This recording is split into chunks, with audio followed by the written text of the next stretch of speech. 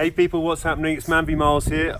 I'm trackside of this beautiful mountainside running track out here in Italy, in Cortina, in the Dolomites, and pretty amazing backdrop to do something that I've been meaning to do for a while, which is talk to you about these exciting new shoes from Nike. These are the Nike ZoomX Vaporfly Next %. So these shoes are basically what Nike describes as their fastest shoes ever.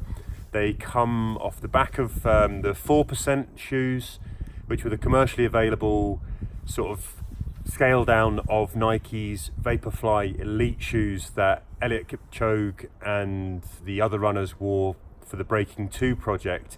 And also Kipchoge wore them to run his world record breaking time in Berlin in the marathon last year. So these new shoes have got some changes and I wanted to talk you through them. I've been lucky enough to run in both the Vaporfly Elite. These are a couple of years old.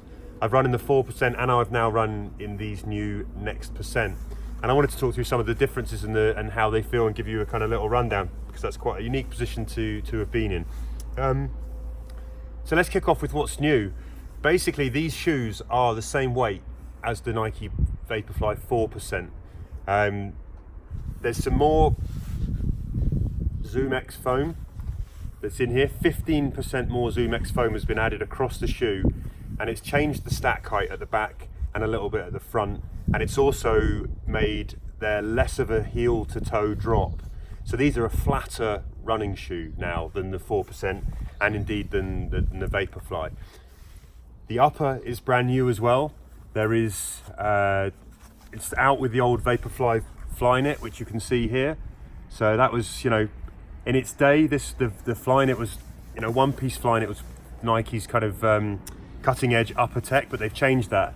And what you've got now is called Vapor Weave, and it's basically more plastic. Basically, it's a sort of mesh, a TPU mesh that is much lighter than the Vaporfly. And the main idea behind this is not just to make the uppers lighter so that you can carry off that extra weight with the extra foam in the midsole, but it's also the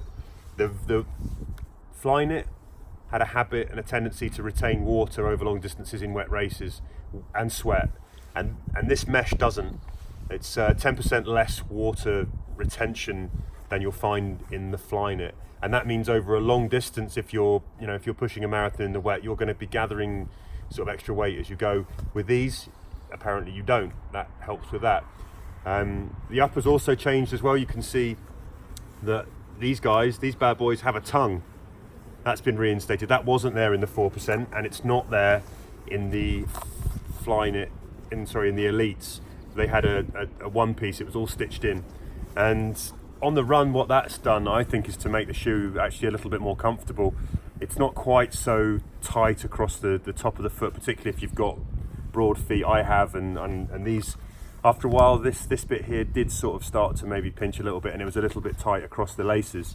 So there's a little bit more flex here actually, across the uppers, and that, you can see here the way the upper sort of falls and crinkles, and that even in the toe box, I guess one thing that I've noticed on the run is that it makes this feel a little bit baggy at times. It doesn't really affect the run, it affects the aesthetics. When you look down, they can look a bit sort of crinkled up. But overall, I think the uppers actually make for a very, very comfortable run. Now, just going to the back of the shoe, you've also got a collar in here that has basically a strip of foam that hugs the heel, but only in the places that you need some support and security to sort of keep the shoe locked in place. If you go back to the Vaporfly Elite, none of that. This was a bit more rigid here. There was more sort of, it's a kind of thinner, but there's more of it in terms of the material, and it's a little bit stiffer there. And I think, again, it sort of makes for a more comfortable run. You'll also notice that on the Vaporfly Elite you had this pull, and that really was necessary to sort of help you get your foot into these, and as I said, the sort of tight uppers. That's gone. It's not here on the Next %. Another thing that you'll notice here, you've got these laces are slightly offset. They're offset to the lateral side. So again, this is to try and prevent there being pinch points across the top of the foot that you lace to the side. It's a little bit like you see with Nike's football boots, actually, and that makes sense when you're sort of trying to shoot through the boot. You don't necessarily want the laces in the way. And it's interesting that they've brought it to the running shoe too. And it's again, I found with the 4% and with the Vaporfly Elite, after a while you could get a little bit of pinch across the top on some of the tendons did feel restricted. And the idea here is to put that over to one side so those have got a bit more freedom of movement. And I do think actually that works. So let's go back to the midsole again. And what's still here is the carbon fiber plate that runs through the middle. And that works in conjunction with this extra 15% of ZoomX foam, Nike's proprietary foam, to give you a really, really sort of decent energy return, and you get a feeling of propulsion when you're towing off. Now, I've worn these together, went out, looked like an idiot, but I went for a little run with the left foot of the Vaporfly Elite and the right foot of the Next Percent. And these Next Percent, even when you first put them on, you can feel the difference. You can feel there's more foam there, and they feel a lot more squishy, for want of a better word, spongy, than the Vaporfly Elite and the 4% did. And I think that's really interesting. They feel very weird to walk in, actually. But and obviously you're not supposed to walk in them, but when you get moving, that really comes to life. And it does feel like there's more energy return. They do feel faster. It's hard for me to say whether they are. In some tests on some athletes, Nike have said that these Next Percent shoes will actually give you a 5% more efficient run. But that's some athletes in some tests. So, it's for an average runner, you go on feel, and I think they feel faster. And I think they feel more comfortable generally. I really like the uppers. Even when you first put them on, there's a breathability to this. I think they feel a little bit more airy, they feel a bit more roomy.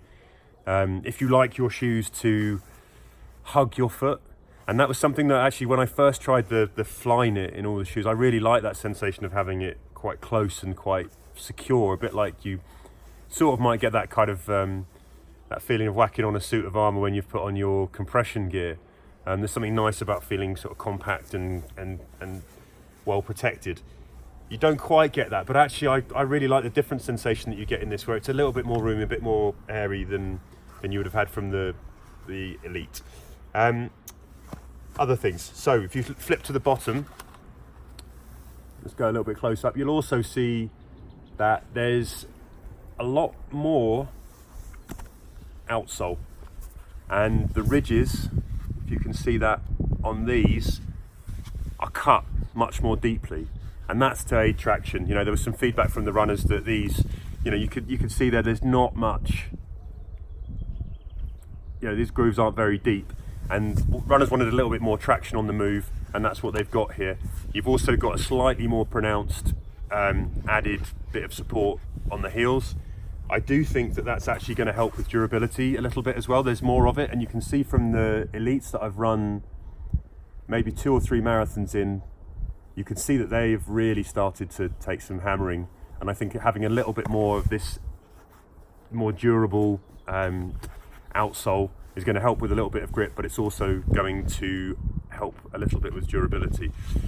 Excuse me. So these are the 2 shoes. I haven't got the 4% with me, I'm afraid, but those are your Nike Next Percent and the Vaporfly Elite for comparison. Some people have asked me what I think would I pay for these. The Next Percent are going to cost you $239.99 if you can get a hold of a pair. Would I buy them? I think if I really care about shaving off some time across the marathon, I'm really pushing and I'm at the fast end of of running marathon distances, then you might, if you've got the money, invest in that. I think for most people, if you're running a 4-hour marathon and you're looking to go sub 4, I think there are other shoes that are going to do this job for you that are going to be much cheaper, and there are other ways to make up that difference. If you've got all the money in the world and you can get hold of a pair of these and you're really into your running, go for it. They're nice shoes, you'll enjoy running in them and you will feel the difference. But you know, if you're really conscious about cash, then I wouldn't necessarily be out there spending too much on that. But that's basically my quick whistle stop through the Vaporfly Elite and the new Nike Vaporfly. I can never remember how to put these words in order. The Nike ZoomX Vaporfly Next % shoes. They are brand new from Nike. They're their fastest ever shoe. And if you have any questions you want to ask me about those shoes, hit me up in the comments. If you want to see other running tech, fitness tech reviews on here, then you can hit subscribe somewhere up there and subscribe to the Man v Miles channel, or hit up the blog at manvmiles.co.uk. Yeah, cheers guys, take care, see you another time.